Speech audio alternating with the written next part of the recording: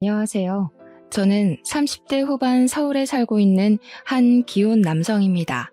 인생이 행복하면 세상이 분홍색으로 보인다고 하던데 그 문학적인 말이 요즘 따라 무슨 뜻인지 알 것 같이 느껴지네요.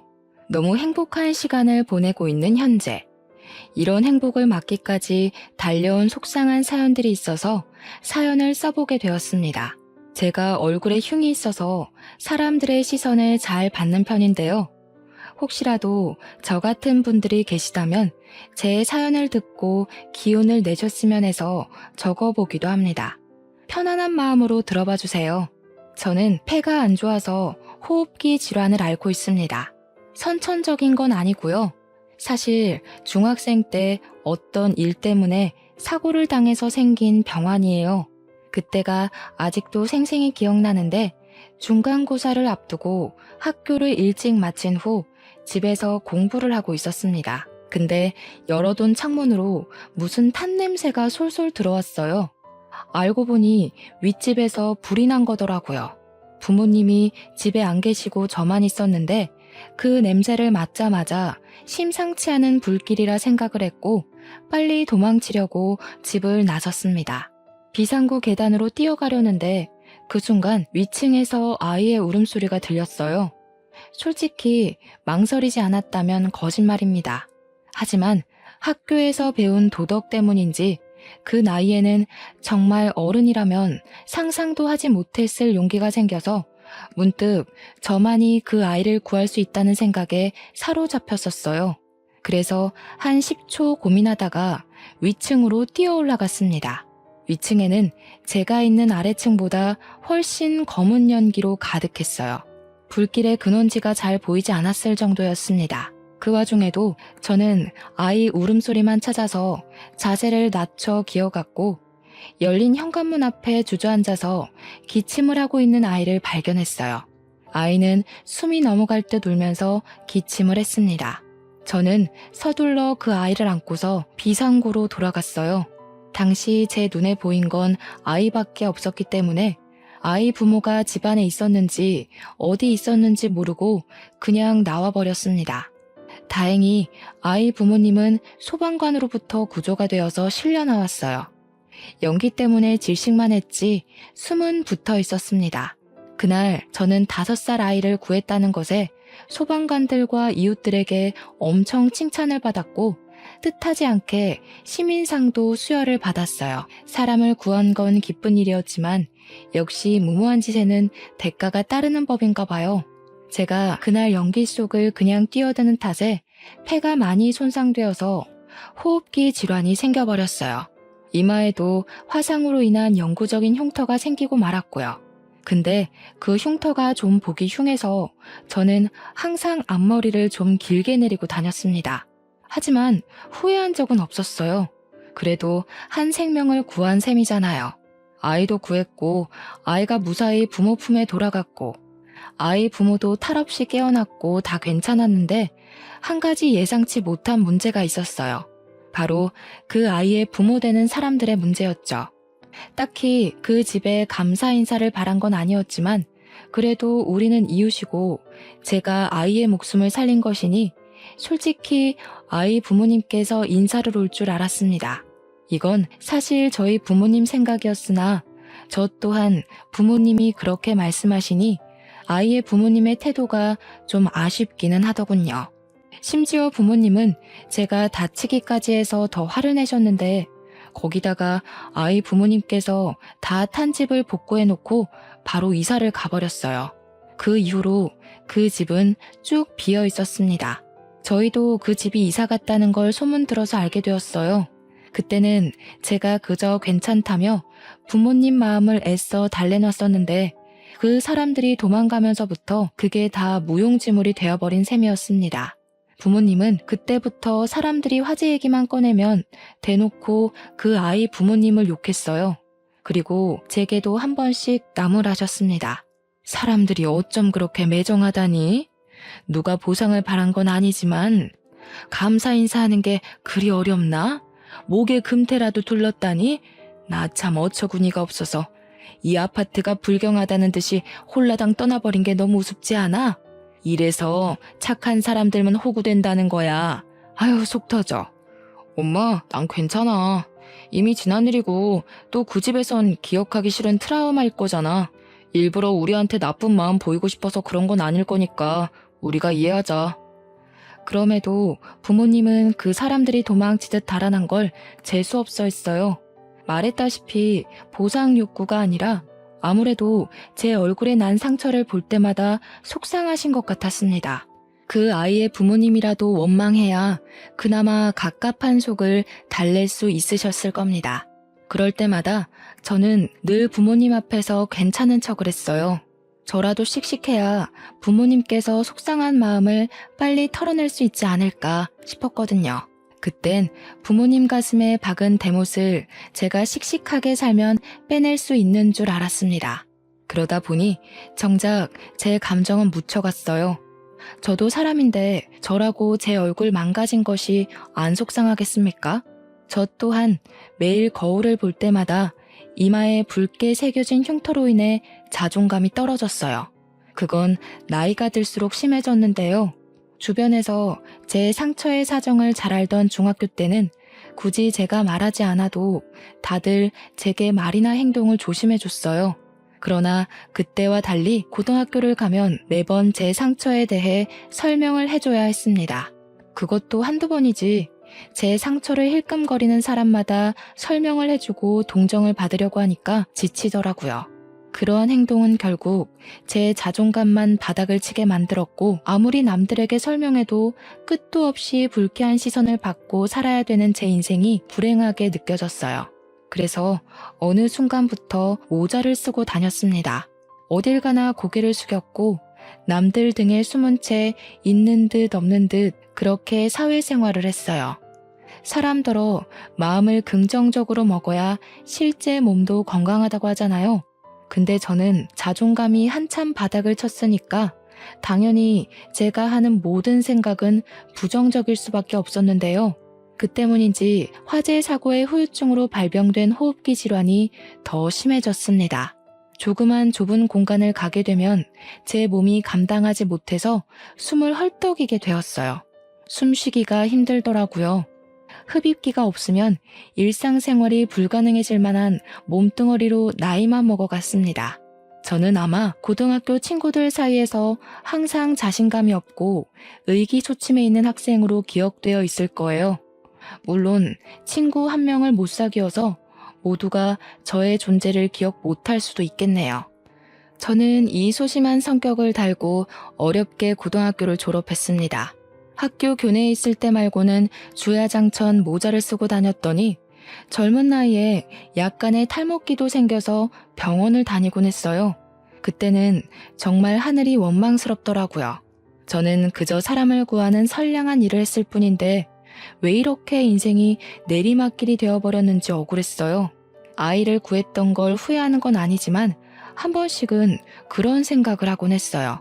내가 만약 아이를 안 구했다면, 그래서 얼굴에 흉도 없고 호흡기 질환도 없었다면 지금보다 더 좋은 삶을 살았을까 하는 생각 말이죠. 그러나 그 생각은 늘 들자마자 바로 고개를 내저어버려요. 그날 아이를 구하지 않았다면 저는 무사했겠죠.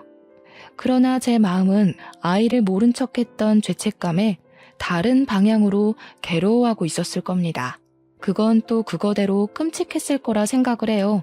차라리 내가 소심해지는 걸 택하는 바람에 제 일생이 이렇게 이어져 오는 걸 저는 원망도 할 수가 없었습니다. 그렇게 누구의 탓도 하지 못하고 저만 수면 아래로 가라앉고 있는 기분을 감당했어요. 저는 대학 입시도 포기하고 35살까지 10년 넘게 배달 아르바이트나 하면서 살았어요. 고등학교 다닐 때 얼굴 가리기 바쁜 데다가 그렇게 엉망인 속을 가지고 있었는데 어떻게 공부를 제대로 했겠습니까? 대학을 들어갈 성적에 못 미치기도 했지만 한편으로는 대학을 가서 또 제 흉터를 새롭게 볼 또래 친구들의 시선을 견딜 자신이 없었어요. 그래서 되는 대로 시작한 아르바이트가 오토바이 배달이었는데 제가 처음으로 혼자 노력해서 이룬 것이 원동기 운전면허 따는 것이었습니다. 부모님은 제가 공부를 안 하고 돈을 버는 것에 대해 마음이 안 좋으셨지만 부모님 눈에도 제가 많이 의물해 보였는지 하고 싶은 걸 하게 내버려 두셨어요. 아무래도 제가 괜찮다고 하는 걸 믿지 않았던 모양이에요. 역시 자식만 보는 부모님 눈은 못 속이나 봅니다. 저는 이왕 시작한 아르바이트를 잘 해내려고 했어요. 그러나 뭐든 처음엔 실수가 있는 법이더라고요. 제가 그만 교통사고가 나버렸지 뭡니까. 음주 차량인지 뭔지 차선을 벗어난 차를 피하려다가 전날에 온 빗물에 오토바이가 미끄러져서 온몸이 쓸리는 사고를 당했어요. 저는 그대로 바닥에 쓰러졌고 주변 사람들의 신고로 구급차를 타고 응급실로 가게 되었습니다. 다행히 어디 부러진 곳은 없었어요. 찰과상만 생긴 상황이라 저는 의식을 잃지도 않았고 그 때문에 굳이 부모님께 이 사실을 알리지도 않았습니다. 그런데요, 제가 거기서 뜻밖의 인연을 만나게 되었어요. 한 번도 뵌 적 없는 응급실 간호사였는데요. 그 응급실 간호사가 신규였는지 엄청 뚝딱거리더라고요. 제가 아플까봐 과하게 조심히 드레싱 해주는데 솔직히 엄청 귀여워서 눈길이 계속 갔습니다. 토끼같이 생겨서는 하나 할 때마다 아프면 말해달라는 말을 반복하더라고요. 그 모습이 되게 예뻐 보였어요. 그래서 저도 모르게 생각지도 못한 용기가 튀어나가 버렸습니다. 실수로 저녁 같이 먹을 수 있냐고 말을 걸어버린 거예요. 말을 뱉자마자 저 또한 깜짝 놀라서 실언을 했다고 말을 정정했는데 정작 간호사한테서 오는 대답은 저를 더 놀라게 만들었습니다. 간호사가 활짝 웃으면서 너무 좋다고 그러자고 하는 거 아니겠습니까? 자기 퇴근 시간 얼마 안 남았으니까 저더러 멀리 가지 말고 근처 카페에 있어달라고 하대요. 갑작스레 잡힌 맞선 느낌에 좀 많이 얼떨떨했습니다. 그래서 저는 본의 아니게 마음에 드는 간호사분과 저녁을 먹는 찬스를 얻게 되었어요. 그 간호사는 대화를 나눠보니 더 괜찮은 사람이었습니다.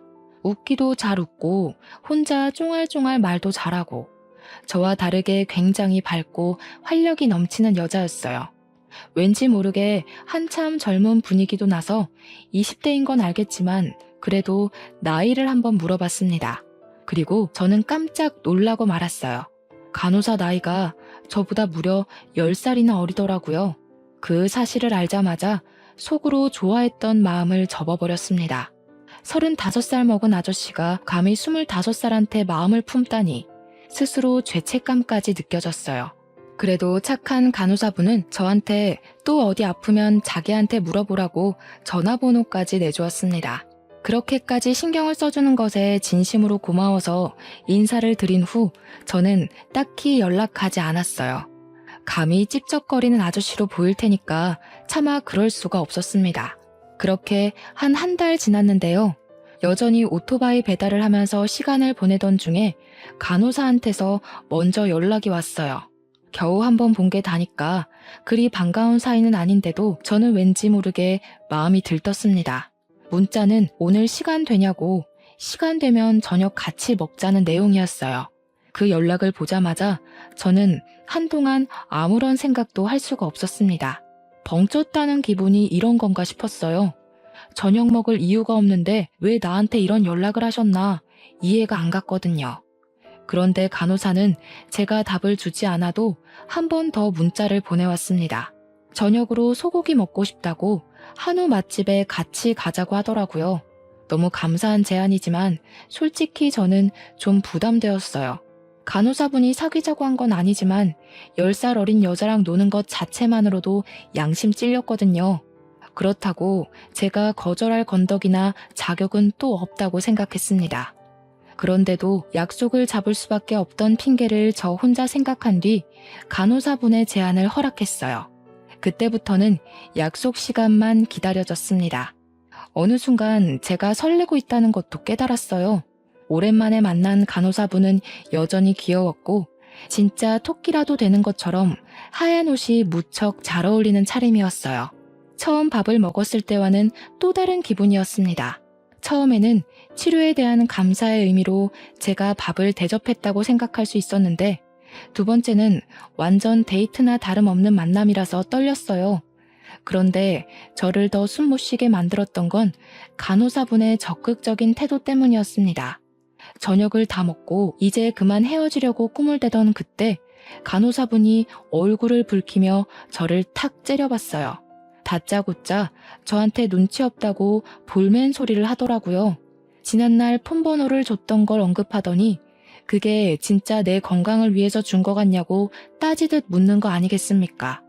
그러면서 저더러 여자 안 사귀어 봤냐고 못소리냐고 하네요. 그때 제가 했던 말이 죄송하단 말이었는데 그것 때문에 그분에게 한동안 놀림을 좀 받았었습니다. 그게 못소린 저를 놀리는 말이긴 해도 어찌 보면 간호사가 제게 고백한 것과도 같아요. 솔직히 나이 차이를 생각하면 거절하는 게 맞지만 저는 그러지 못했습니다. 제가 좋아하는 분이 먼저 용기를 내주셨으니 저도 마음 가는 대로 받아들이는 게 예의라고 생각했거든요. 그렇게 저는 남들에게 함부로 말하기 어려운 10살 터울 커플이 되었습니다. 제 인생 첫 연애가 그렇게 시작이 되었어요. 예비 신부가 된 그녀는 연애를 하면서도 애교 많고 저한테 더 잘해주려고 노력하는 게 보였어요. 저도 예비 신부에게 받는 성의를 최선을 다해 보답해주려고 했죠. 그런데도 한 번씩 찾아오는 현실 타격은 저를 기죽게 만들었습니다. 솔직히 나이 차이를 받아들이기가 미안하더라고요. 둘 다 성인이긴 해도 괜히 제가 죄를 짓는 기분이 들었다고나 할까요? 예비 신부 나이엔 굳이 제가 아니어도 괜찮은 또래 남자친구를 잘 만날 수 있을 것 같았거든요. 물론 이런 마음을 갖고 있는 것도 미안한 일이었지만 그녀의 부모님을 생각한다면 제 존재가 민폐 같다는 생각을 가끔씩 합니다. 근데 제가 이런 생각을 갖고 있다는 걸 예비 신부가 눈치챘나 봐요. 언젠가부터 저를 좋아하는 이유를 말해주었는데 그 중에서 가장 인상 깊었던 말은 응급실에서 저를 처음 보고 한눈에 반했다는 말이었어요. 그날 치료를 자신이 아닌 다른 간호사가 올 수 있었는데 일부러 예비 신부가 제 치료를 맡았다고 하더라고요. 제가 예비 신부를 보기도 전에 자기가 먼저 보고 반한 거니 저더러 미안해하지 말라는 게 예비 신부의 말입니다. 예비 신부가 해주는 위로의 말을 듣고 제가 남자로서 얼마나 창피한 걱정을 하고 있었는지를 느꼈어요. 저희는 서로 잘해주려고 노력하는 사이였다 보니 3년 동안 만나면서 한 번도 다툰 적이 없었습니다. 그렇게 만나오면서 제 성격에 좀 많은 변화가 찾아왔는데요. 예비 신부 덕분에 어두웠던 제 성격이 많이 밝아졌다는 게 어느 순간 느껴졌어요. 저는 말씀드렸다시피 사고로 인해 생긴 후유증 때문에 매사에 비관적이고 소심한 편이었거든요. 그런데 긍정적인 예비 신부를 만난 덕분에 저도 뭔가 할 수 있는 사람이란 걸 깨달았어요. 예비 신부가 배달하는 저를 보고 어느 날 전문직을 가져보는 게 어떠냐는 말을 하더라고요. 제가 사고 날까봐 늘 노심초사하고 산다는 예비 신부 말이 멈춰있던 제 장래를 다시금 움직이게 해줬습니다. 저는 고졸을 뽑아주는 회사에 지원서도 넣어보고 딸 수 있는 자격증 등을 알아보면서 배달 아르바이트를 벗어날 방법을 찾았어요. 저희 부모님도 저보고 연애하냐면서 사람이 생기 있어졌다고 엄청 좋아하더라고요. 모두가 이렇게 좋아하는 나의 변화를 왜 그렇게 겁을 먹고 숨기만 했었나 뒤늦게 후회가 되었습니다. 예비 신부 덕분에 제 얼굴에 있는 흉터도 남들 시선 때문에 숨을 만큼 창피하지가 않았어요.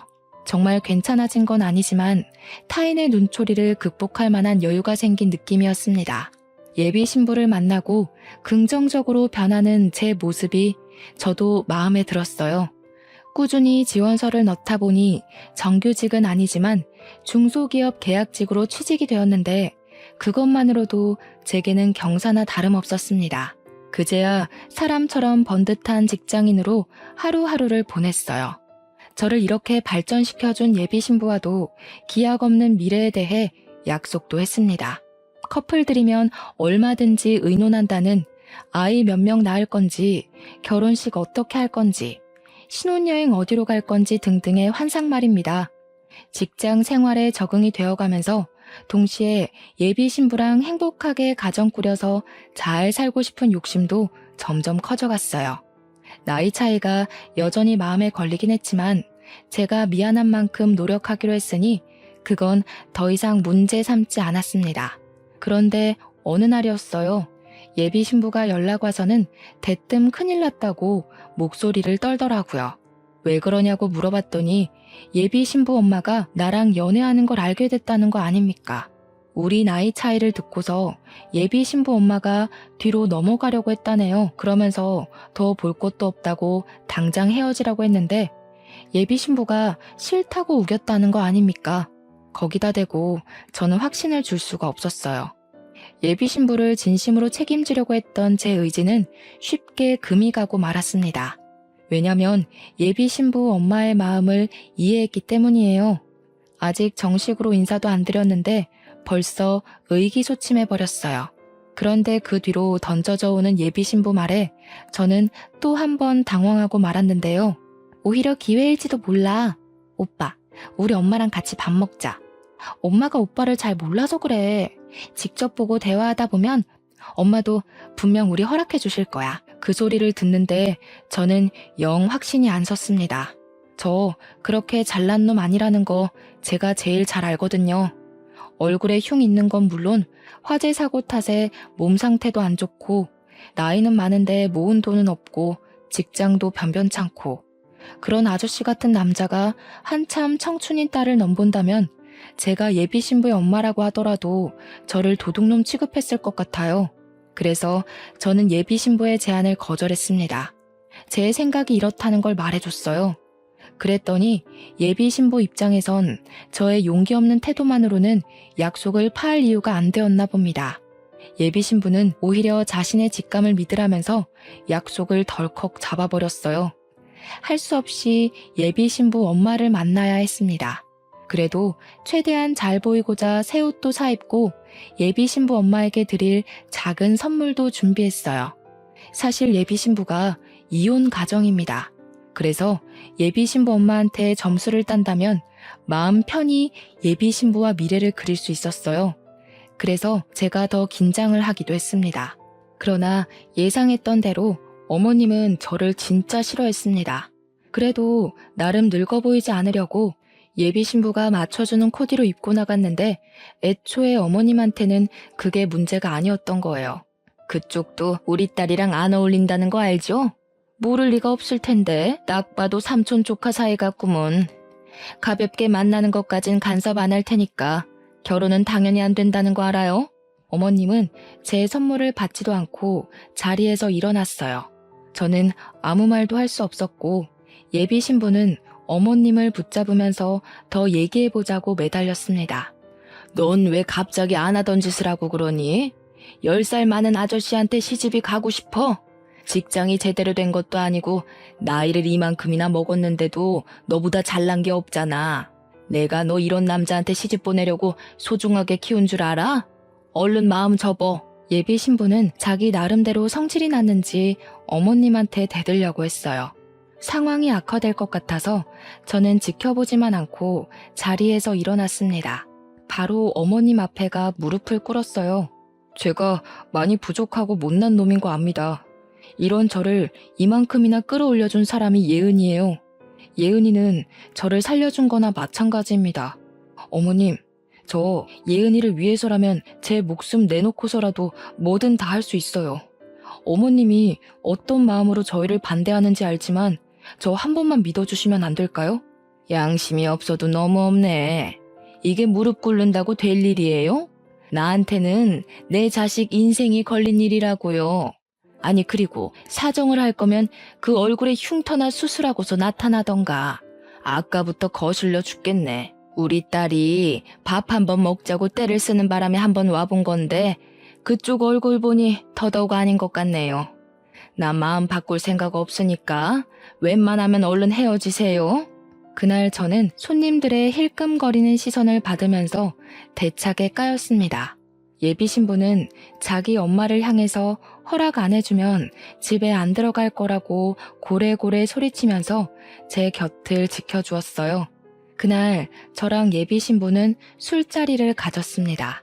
그리고 예비 신부를 설득해 집에 데려다 준 뒤 집으로 돌아가는 길에 이별을 통보했어요. 예비 신부한테서 연락이 불티나게 왔지만 받지 않았고 휴대폰을 꺼버렸습니다.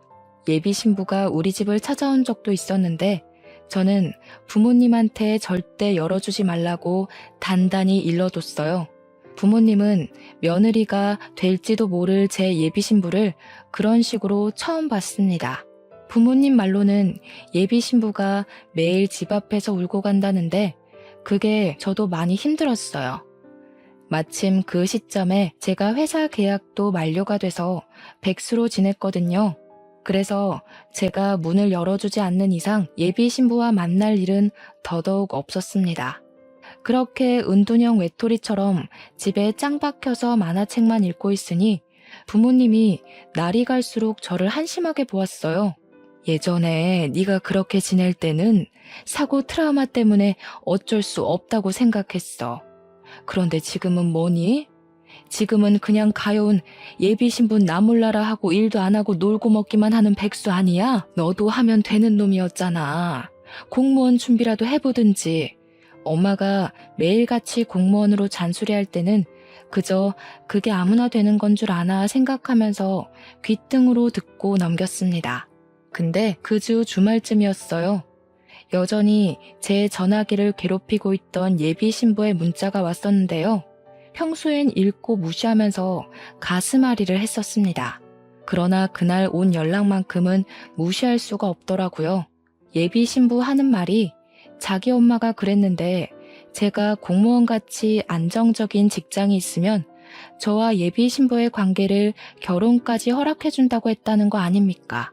그러면서 예비 신부가 자기를 위해서 한 번만 노력해 줄 수는 없냐고 마지막 애원을 짜내서 보낸 문자였어요. 그때부터 저는 다시 희망을 갖고 바로 다음날 공무원 시험 준비에 돌입했습니다. 예비 신부한테 답장도 해줬어요. 공무원 합격하면 그때 당당하게 만나겠다고 당장은 만남을 미뤘습니다. 그렇게 9개월 동안 정말 앞만 보고 달렸어요. 제가 공무원 한다고 하니까 부모님이 적극적으로 지원해 주셨습니다. 덕분에 9개월 만에 9급 공무원 합격이란 영광을 얻게 되었어요. 우리 엄마가 엄청 좋아하더라고요. 그거 보라면서 하면 되는 거 아니냐고 말이죠. 기쁜 건 저도 마찬가지지만 엄마한테 한 가지 미안한 게 있었는데 사실 제가 이 공부를 예비 신부 때문에 한 거잖아요. 본의 아니게 찬물을 끼얹은 셈이었지만 말했습니다. 엄마, 사실 예비 신부가 시켜서 공무원 공부 시작한 거야. 미안해. 엄마 아들 진짜 호구 같지? 아이고, 부모보다 예비 신부가 더 좋냐? 도대체 얼마나 대단한 아가씨길래 그래?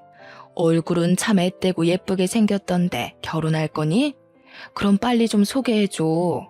보니까 너 못지않게 아가씨도 우리 아들 많이 좋아해주는 것 같은데. 어쨌든 엄마는 며느리로 합격이다. 부모도 못 바꿔놓은 너를 변화시켰으니 당연히 합격이지. 오, 고마워. 근데 있잖아. 엄마도 나를 도둑놈이라 생각할지도 모르겠는데 사실 예비 신부가 나보다 10살 어려. 어머, 뭐? 우와, 우리 아들 능력이 그렇게나 좋았어? 도대체 어디서 그렇게 예쁘고 참한 아가씨를 꼬셨대? 우리 아들도 이 엄마한텐 물가에 내놓은 애 같은데 그 아가씨는 완전 아기 같겠다. 엄마가 딸이 너무 갖고 싶었거든. 너무 기대된다. 언제 밥 먹을까? 제 얘기를 들은 엄마는 좀처럼 들뜬 마음을 감추지 못했어요. 10살 차이라고 말해줘도 별로 놀라는 기색도 없었습니다. 아무래도 10살 어린 배우자 집안이 좀 더 타격이 크겠죠. 아무튼 그래서 예비 신부와 재회를 하자마자 얼떨결에 저희 집 인사 날짜도 정해버렸습니다. 부모님한테 예비 신부를 인사시켜 주었어요.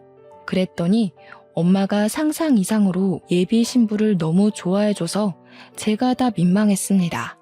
그럼에도 말릴 수 없었던 건 예비 신부 또한 저희 부모님을 너무 좋아해줬기 때문이었어요.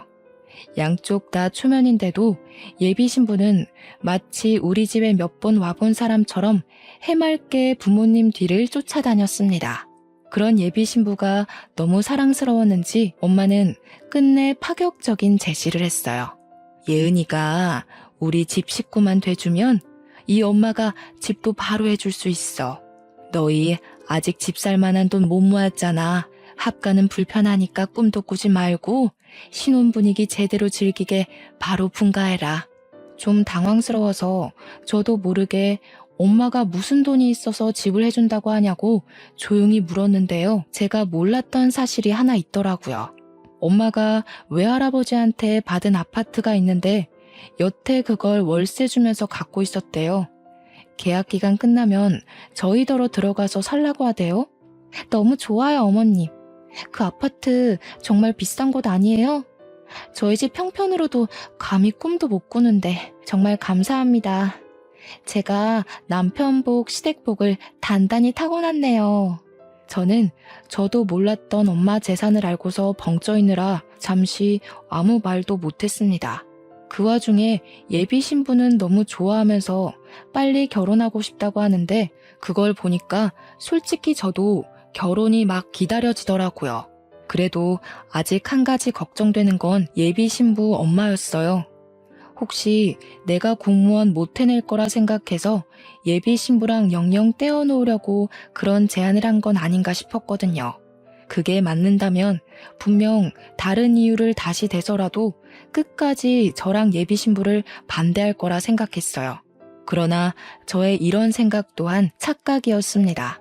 어머님은 뱉은 말에 책임을 지시는 분인지 제가 공무원 합격했다고 하니까 상견례를 하자고 하더라고요. 그때 이미 저랑 예비 신부는 이제 다 되었다고 생각을 했어요. 그래서 기쁜 마음으로 날짜 잡고 양가 집안이 만날 한정식 집을 예약했습니다. 이제 어머님은 제게 장모님이나 다름없었어요. 오랜만에 만난 예비 장모님은 저희 집안과 대화하는 내내 표정이 그리 밝지 않았습니다. 왠지 모르게 예비 장모님이 뭐 하나 터뜨릴 것 같이 불안한 아우라를 풍겼어요. 아니나 다를까 예비 장모님이 결국 상견례 자리에서 실수를 하고 마는데요. 다들 알 거라 생각하지만 혹시나 해서 한 번 더 말할게요. 딸 가진 입장에서 10살이나 많은 사위 얻게 돼서 참 마음이 안 좋아요. 그래도 사돈 쪽에서 대출 하나 없이 집 해온다고 했으니 그것 때문에 허락해주는 겁니다. 쥐뿔도 없었으면 끝까지 반대했을 거라는 거 알았으면 해서요. 이쯤이면 부모님도 제가 환영받지 못했던 사위라는 걸 단번에 알았을 겁니다. 그 말을 듣고 저는 저희 부모님께 참 면목이 없었습니다. 내가 못나서 내 부모님까지 욕먹게 하는구나 싶었어요. 예비 신부가 뒤늦게 예비 장모님을 말렸지만 그건 이미 찬물 끼얹은 분위기를 더 얼게 만드는 일밖에 안 되었어요. 저는 차마 부모님을 볼 수가 없어서 고개를 들지 못했습니다. 그때였어요. 엄마가 제법 차분한 목소리로 예비 장모님의 실언을 가볍게 받아쳤습니다. 알지요. 저도 딸은 없지만 딸 가진 부모 입장에서 얼마나 아깝겠어요. 근데 세상에 아깝지 않은 자식이 어디 있겠습니까? 제 입장에선 며느리 될 아이가 너무 이쁘긴 하지만 저도 제 아들 보내는 거 당연히 아까워요. 제가 얼마나 애지중지 키웠다고요. 그러니까 사부인도 이왕 결혼 허락하기로 마음 먹었으면 서로 잘 지내보도록 노력합시다. 엄마 말에 예비 장모님도 뭔가를 느꼈는지 아무 말이 없었습니다. 조용히 고개만 끄덕이셨어요. 그런데도 예비 장모님은 계속 제가 마음에 안 들었나 봐요. 계속 사람을 시험해보려는 느낌이 없지 않아 있었습니다. 이번엔 이마에 흉터로 딴죽을 걸었거든요. 참, 아드님이 흉터가 있던데 어릴 때 사고를 좀 크게 쳤나 보죠? 얼마나 까불고 다녔으면 얼굴에 상처가 있어요? 웬만하면 성형외과를 데려가시지 보기 흉하게. 이제 우리 딸이랑 결혼하는데 우리 딸까지 괜히 욕먹는 거 아닌가 몰라요. 제가 못마땅하니까 예비 장모님 말투는 할 수 없이 삐딱하게 나왔어요. 그걸 알면서도 저는 이 결혼이 하고 싶었습니다. 온전히 사랑하는 예비 신부 때문이었죠. 근데 제가 욕먹는 게 곧 부모님을 욕보이는 것과 같다고 생각을 하니 그건 좀 참기가 힘들더라고요. 솔직히 예비 장모님이 조금만 더 무례하게 굴면 자리를 파할 생각까지 했습니다. 그런데 이제부터 정말 생각지도 못한 사실이 밝혀졌어요. 아니요, 흉터는 저희 아들이 까불다가 그런 게 아니고요. 사람 구하다가 생긴 겁니다. 옛날에 어린아이를 불길에서 구하다가 얼굴에 화상 입고 패도 좀 안 좋아요. 저도 하나 있는 아들이 불길 속에 들어갔다는데 내내 이 흉터를 보면서 어디 마음이 편했겠나요? 그래도 한 생명을 구하고 생긴 영광의 상처인데 사돈이 좀 좋게 봐주셨으면 좋겠네요. 엄마는 무례한 예비 장모님 앞에서 끝까지 교양을 잃지 않았습니다.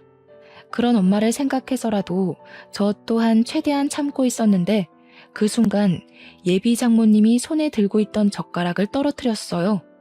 엄청 사색이 된 얼굴로 당황하더라고요. 그러면서 저희 엄마한테 묻는 말이 그 사고가 났던 아파트가 어디 아파트였냐고 묻는 거 아닙니까? 그래서 엄마가 말해줬어요. 현재는 이사를 가고 다른 곳에 살고 있다는 것까지요.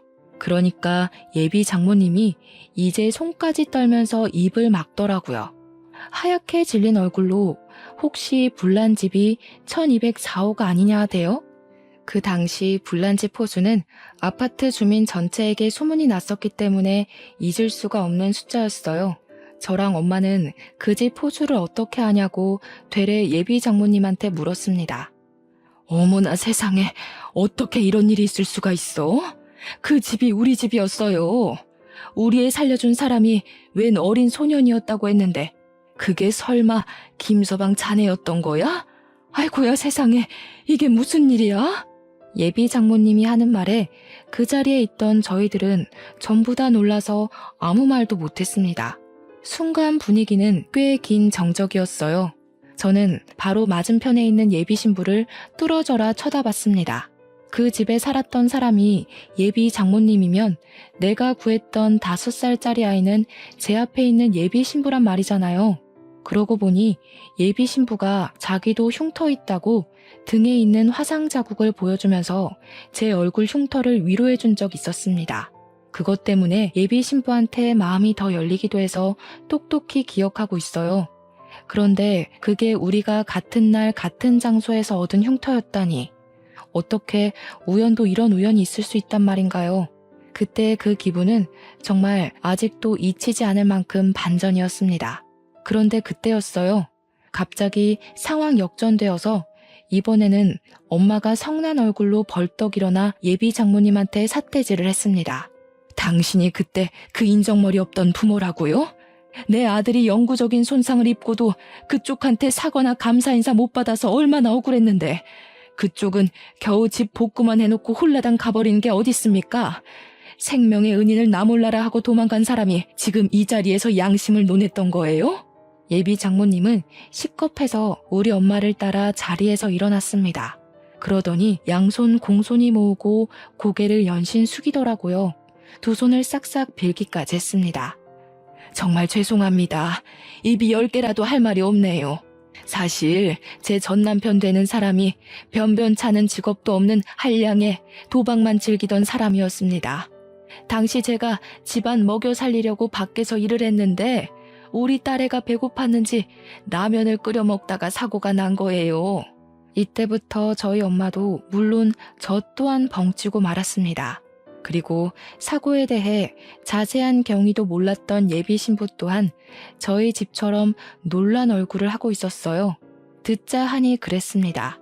예비 장모님은 그날 전 남편이 딸과 함께 있는 줄 알았다고 했어요.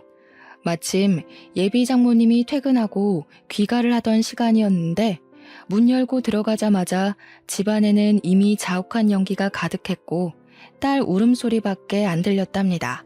놀란 예비 장모님은 식겁해서 죽을 힘을 다해 집에 있는 딸을 찾아 다시 현관 밖으로 내달렸는데 한쪽에 쓰러졌던 전 남편을 밟는 바람에 그만 넘어지게 되었고 끝까지 나서지 못하고 기절을 해버렸다고 해요.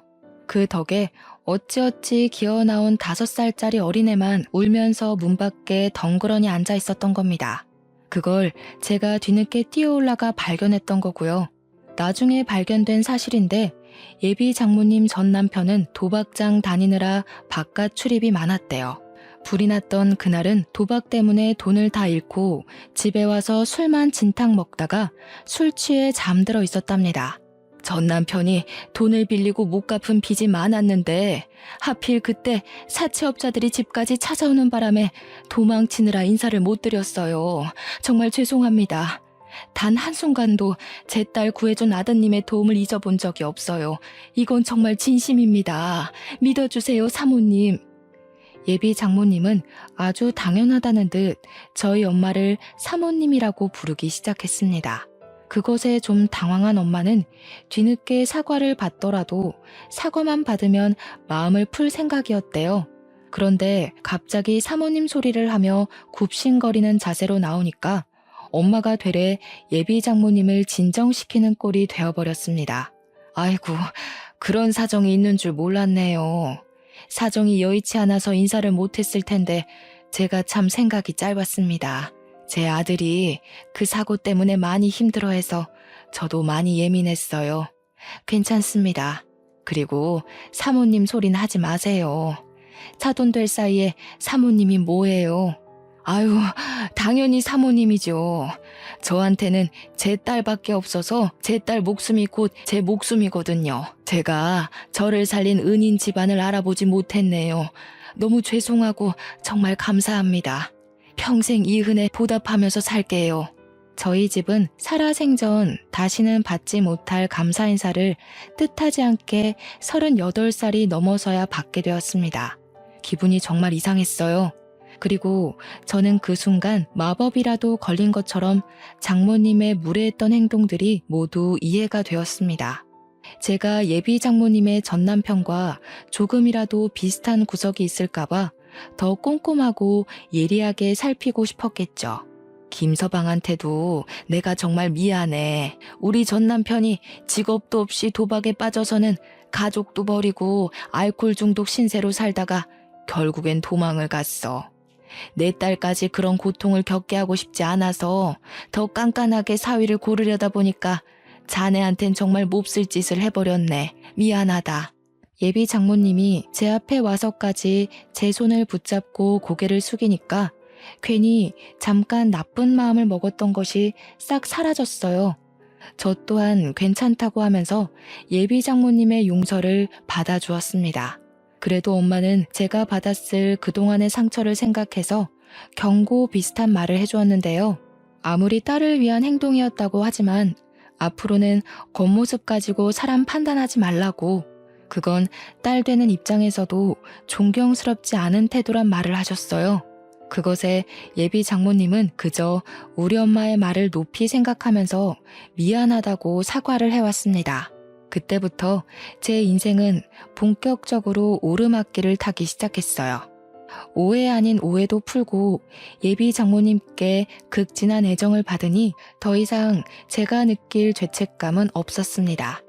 제가 나이가 좀 있다 보니까 결혼식은 빠르게 준비가 되었고 저희는 엄마가 준비해준 아파트에 들어가 흥겹게 신혼을 시작할 수 있었어요. 그리고 공무원이 된 저는 동사무소에 일한 지 이제 막 1년이 되어 가는데요. 하루가 멀다 하고 아내랑 깨볶느라 퇴근이 너무 고파요. 이대로만 지내도 너무 즐겁거든요. 그런데 글쎄 제게 더 큰 행운이 찾아온 거 아니겠습니까? 바로 어제 우리 예쁜 아내가 저 퇴근하고 오자마자 수줍게 무언가를 내밀더라고요. 눈 감고 받으라 하길래 시키는 대로 했더니 글쎄 그게 뭔 줄 아시나요? 2줄이 그어진 임신 테스트기랑 초음파 사진이지 뭡니까? 이제 5주 됐다네요. 아내와 처음 연애하게 된 순간도 제게 손꼽을 만큼 행복한 일인데 새 생명이 찾아온 현재도 정말 말 못하게 행복합니다. 이렇게 행복해도 되나 싶을 만큼 말이죠. 제 인생이 참 어두울 뻔했잖아요. 그런 저의 세상을 환하게 밝혀준 아내를 만나서 매사에 하늘에 감사하고 있어요. 어릴 때 제가 구한 그 5살짜리 꼬마 아가씨랑 결혼까지 한 기막힌 우연을 여러분께 들려드리고자 사연을 신청해 봤습니다. 어떻게 들으셨는지 모르겠지만 축복해 주시길 바래요. 저도 아내도 서로가 서로의 세상을 지켜주며 행복하게 잘 살겠습니다. 아, 우리 꼬물이도 함께 말이에요. 다들 행복하세요.